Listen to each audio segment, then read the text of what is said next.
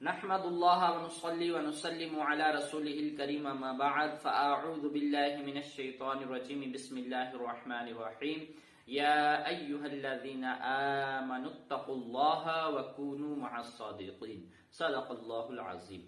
معزز و مکرم سامعین و ناظرین، السلام علیکم ورحمۃ اللہ وبرکاتہ۔ حضرات گرامی، گزشتہ کلپ میں آپ نے اسلام کے تعلق سے کچھ باتیں سماعت کی تھیں کہ اسلام کیا ہے۔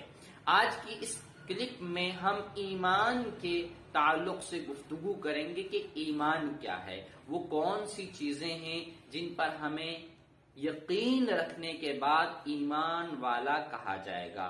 قرآن کریم میں اللہ تبارک و تعالی نے بے شمار مقامات پر ایمان والوں سے خطاب فرمایا، یا ایھا الذین آمنوا اتقوا اللہ، اے ایمان والو اللہ سے ڈرو، وکونوا مع الصادقین، اور سچوں کے ساتھ ہو جاؤ۔ کہیں فرمایا یا ایھا الذین آمنوا ادخلوا فی السلم کافہ، کہ اے ایمان والو مکمل طور پر اسلام میں داخل ہو جاؤ۔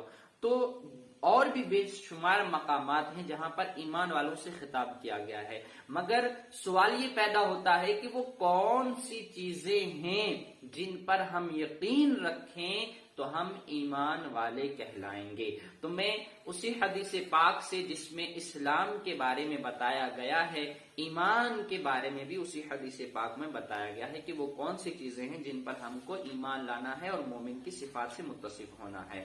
تو میں اسی حدیث پاک سے آپ کے سامنے عرض کروں گا۔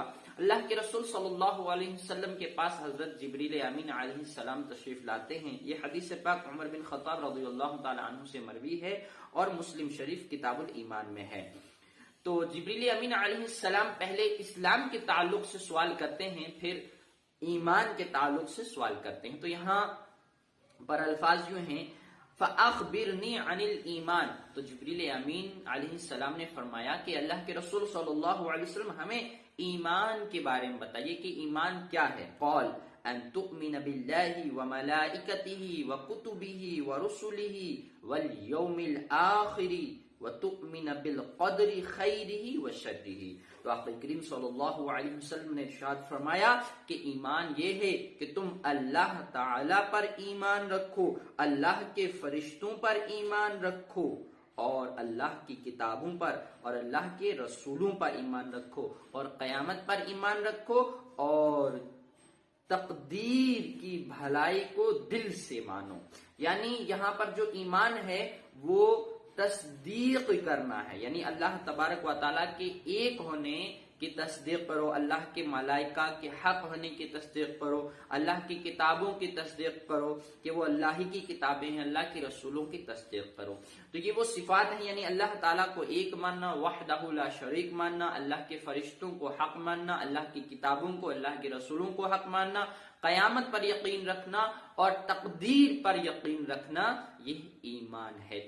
اور اس حدیث پاک کی تشریح جو شیخ عبدالحق محدث دہلوی رحمت اللہ تعالی علیہ نے اشعۃ اللمعات میں کی ہے، وہ آپ کے سماعتوں کے حوالے ہے کہ اسلام ظاہری اعمال یعنی نماز پڑھنے، روزہ رکھنے، زکوٰۃ دینے وغیرہ کا نام ہے، اور ایمان یہ اعتقاد باطن یعنی اللہ تعالیٰ اور اس کے پیارے رسول صلی اللہ علیہ وسلم کو دل سے ماننے کا نام ایمان ہے۔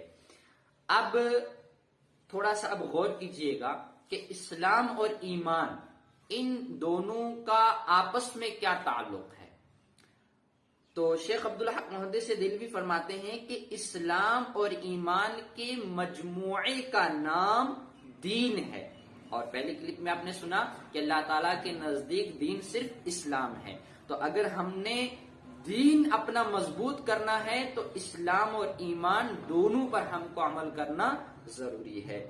اب آگے ارشاد فرماتے ہیں کہ اور وہ جو عقائد کی کتابوں میں مذکور ہے کہ اسلام و ایمان دونوں ایک ہیں، تو اس کا مطلب یہ ہے کہ ہر مومن مسلمان ہے اور ہر مسلمان مومن ہے، اور ان دونوں میں سے کسی ایک کی نفی مسلمان سے نہیں کر سکتے، اور حقیقت میں اسلام ایمان کا نتیجہ اور اس کی فرع ہے۔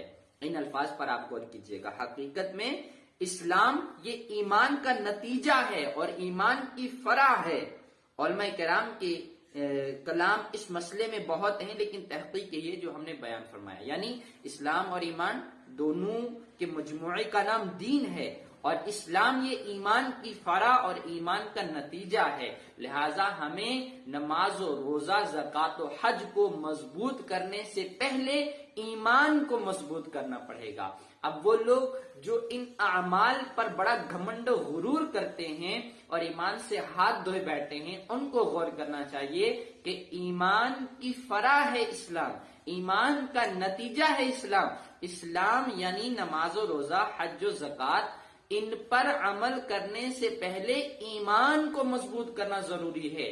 اور یہ لوگ یعنی دیوبند و وہابیہ اپنے عقائد و نظریات کی وجہ سے ایمان سے ہاتھ دھو بیٹھے ہیں، ضروریات دین کا انکار کرنے کی وجہ سے۔ تو ہم جب اپنی عوام کی اصلاح کرتے ہیں تو یہ بڑا گھمنڈانہ طور پر اپنے ان اعمال کو پیش کرتے ہیں نا۔ تو اب یہاں پہ میں عرض کرنا چاہتا ہوں، اور ان لوگوں سے بھی خطاب ہے کہ ٹھیک ہے آپ لوگ نمازیں پڑھتے ہیں، زکوٰۃ دیتے ہیں، حج کرتے ہیں، روزے رکھتے ہیں، مگر ان اعمال کو کرنے سے پہلے اپنے ایمان کی بھی خبر لیجئے۔ آپ کے بڑوں نے جو کفریہ عبارتیں لکھی ہیں ان پر توبہ کیجئے، ان کو پڑھیے، سمجھیے ان میں یہ جو آپ کے مولوی خیانتیں کرتے ہیں ان کی خیانتوں کو بھی سمجھیے، پوری عبارتوں کو بدل کر کے پیش کرتے ہیں، اور اتنی منافقانہ چال چل رہے ہیں کہ ایک طرف کتابوں میں کفریہ اعمال موجود ہیں اور دوسری طرف کہہ رہے ہیں کہ ہمارے یہ عقائد و نظریات ہی نہیں ہیں۔ لہٰذا ہمارے جو سنی صحیح العقیدہ مسلمان ہیں، ہمیں اس بات پر اللہ تبارک و تعالیٰ کا لاکھ لاکھ احسان ماننا چاہیے کہ اللہ نے ہمیں ایمان کی دولت سے بھی نوازا ہے اور اسلام کی دولت سے بھی نوازا ہے۔ اور یہ جو دیوبند و وہابیہ ہیں جو بڑے ڈھنڈورا پیٹتے ہیں، ہم یہ کرتے ہیں وہ کرتے ہیں، تمہارے لوگ نماز نہیں پڑھتے، ٹھیک ہے ہمارے لوگ کچھ نماز نہیں پڑھتے ہیں مگر ان کا ایمان تو مضبوط ہے، عمل کی وجہ سے دائمی عذاب نہیں ہوگا، لیکن تمہارا ایمان نہیں ہے تو تمہارا اسلام یعنی اعمال ظاہریہ قبول نہیں ہوگا، کیونکہ اصل ایمان ہے۔